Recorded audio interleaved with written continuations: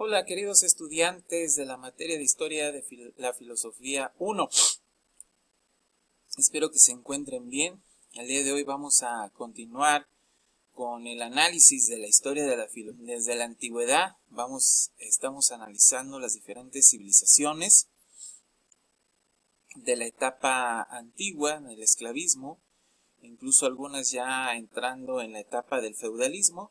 Y vamos a ver cómo la filosofía ha ido avanzando, se ha ido transformando, debido también a los cambios de las fuerzas de producción, pero también a la transformación de la ideología, de la superestructura ideológica, principalmente en el contexto de la lucha de clases, porque la lucha de clases también ha sido propicia para la transformación de la filosofía y para su respectivo avance. Es decir, vemos cómo en estos países la filosofía inicia con una esencia idealista y después termina siendo una filosofía materialista, atea y crítica de la sociedad de clases. Bueno, en esta ocasión vamos a analizar lo que es el pensamiento filosófico en Persia. Vamos a ver cuáles son las características de la filosofía de los persas. Ustedes saben muy bien, si ustedes vieron la película de 300, ahí sale ese imperio, ¿verdad?, que quiere conquistar Grecia. Bueno, pues Persia fue un imperio muy poderoso en la antigüedad. Y recuerden que hoy en día Persia todavía existe, nada más que ahora ya tiene otro nombre moderno. Su nombre moderno es Irán. Entonces, hoy en día, donde está Irán, donde está el territorio, antes era el imperio persa, o era la cabecera de este imperio. Y pues los persas son como los chinos, siguen existiendo y están, son una civilización milenaria y pues nos tienen mucho que enseñar en cuanto al pensamiento filosófico de su cultura, ¿no?, que proviene de su cultura.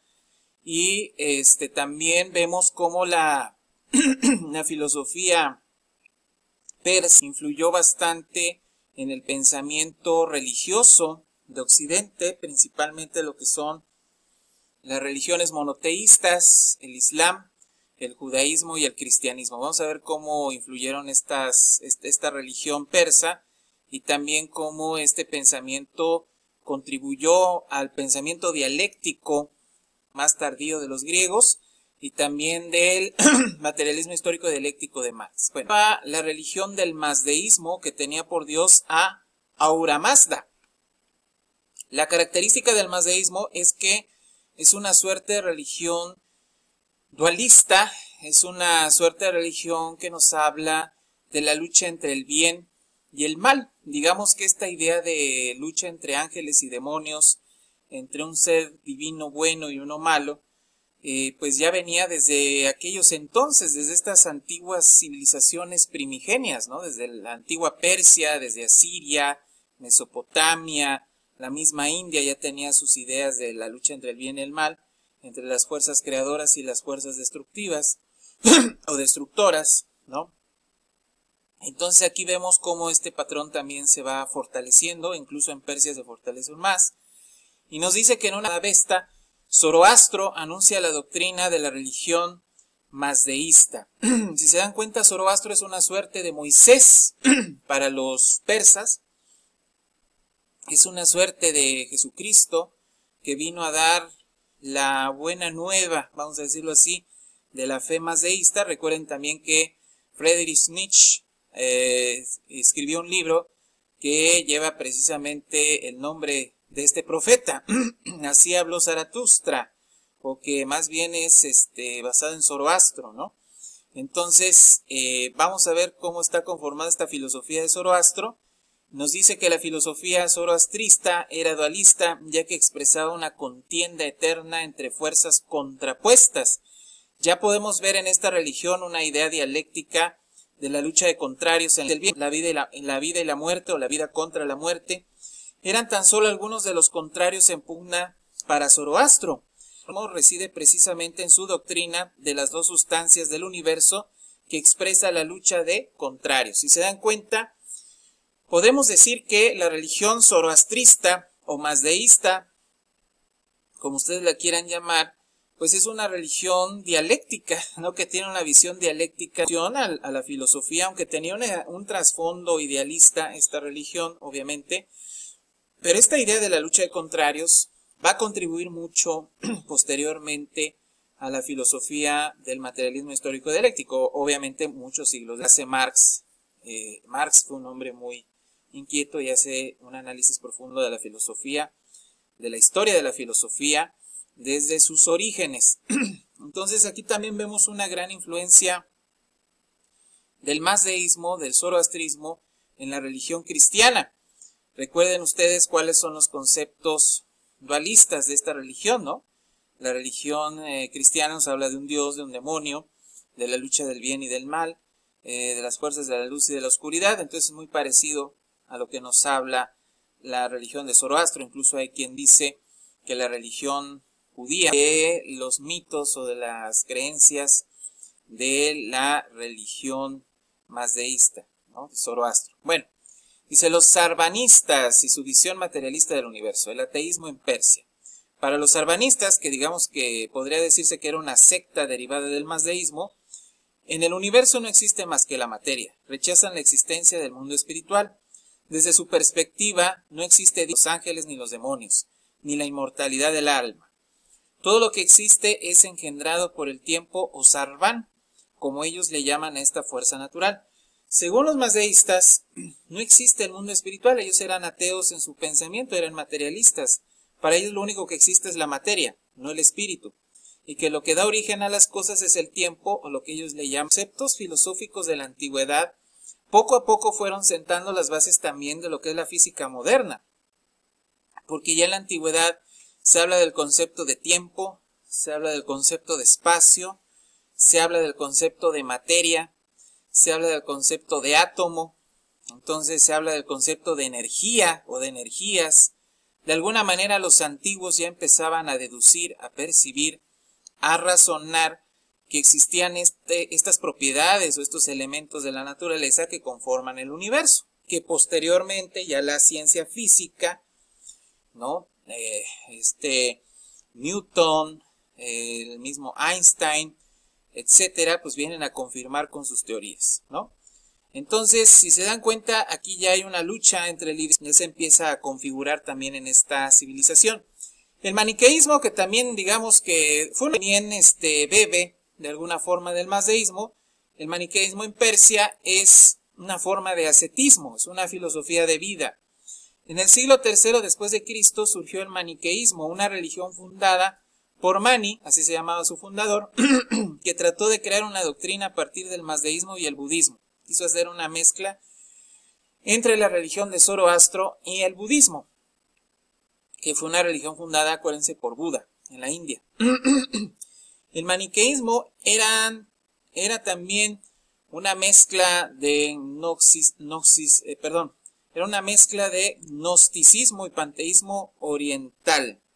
El maniqueísmo sostenía tener un saber especial para lograr la salvación del alma. La religión de Mani fue una reacción de las masas oprimidas contra el feudalismo reinante de aquel entonces. Mani sostenía que el alma solo puede salvarse y triunfar sobre el mal a través del ascetismo. ¿Qué quiere decir? Al tener un elemento gnóstico, pues el maniqueísmo lo que hace es prácticamente darnos una filosofía donde supuestamente hay un conocimiento secreto, un conocimiento que solamente los iniciados tienen acceso a él, y que por lo tanto ese conocimiento nos permite vencer al mal y lograr la salvación del alma.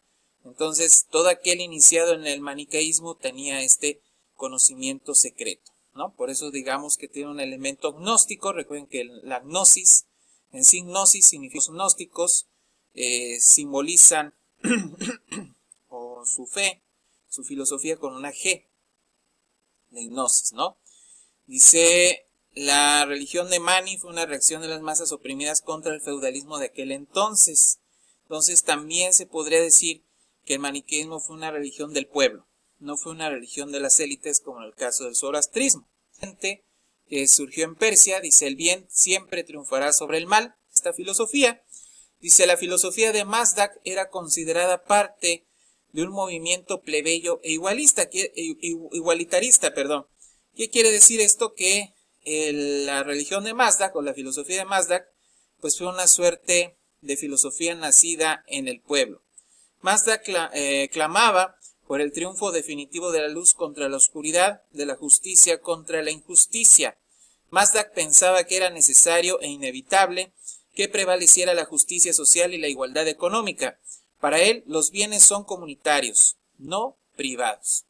Fíjense que la filosofía de Mazdak, en primer lugar, nos habla del hecho de que siempre lo bueno triunfará sobre lo malo y que la justicia social prevalecerá sobre la injusticia social. ¿Esto qué quiere decir?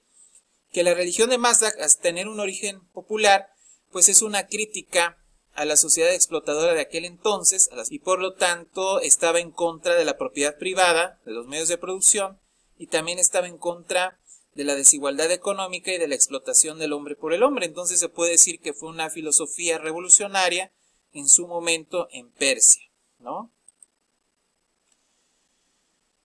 Bueno, vamos a ver, aquí está. Dice: la ciencia griega en la Persia del siglo VI después de Cristo. Dice: en el siglo VI penetraron en Persia la ciencia y la filosofía griega. Se tradujeron al persa las obras de Aristóteles y Platón. Se formaron centros científicos donde eran objeto de estudio la medicina, las ciencias naturales, la astronomía y la filosofía griega. Ar-Razi aconsejaba elegir la medicina en la observación, erigir la medicina hacia el tiempo. Si se dan cuenta, ya en la Persia del siglo VI de nuestra era, ya empezaron a penetrar las ciencias griegas, la filosofía griega de Aristóteles y Platón. Se empezaron a crear escuelas donde se estudiaba medicina, astronomía, filosofía griega, ciencias naturales como biología, etcétera. Y todo este avance del pensamiento científico y filosófico en Persia dio origen también a Ar-Razi, que empezaron a proponer que para crear una ciencia verídica, como la medicina en este caso, por ejemplo, se necesitaba de la observación y de la experimentación. Esto es revolucionario también porque recuerden que la ciencia moderna pues avanzó, se instituyó de manera más formal y más perfeccionada hasta el siglo XIX. Siglo XVIII, siglo XIX de nuestra era. Pero esto estamos hablando de principios de la era cristiana, ¿no? Entonces, del siglo VI. Y ya existían estos conceptos de rescatar la observación y la experimentación. Claro que también Aristóteles de alguna manera también habla de ello, ¿no? Incluso siglos antes de este pensador. Entonces vemos cómo pues en la antigüedad existían ya ideas claras de lo que es el método, por así decirlo, no lo llamaban así, pero sabían lo que era la observación y su importancia para obtener un conocimiento verídico de la realidad. Y también vemos cómo empezaron a surgir conceptos como la materia, el espacio, el tiempo, en la filosofía persa, que posteriormente sirvieron para el avance de disciplinas como la física, ¿no? Hoy en día. Bueno, pues eso sería todo por el día de hoy. Espero que les haya gustado el tema. Si tienen dudas, pues ya saben, nos vemos en la plataforma. Muchas gracias.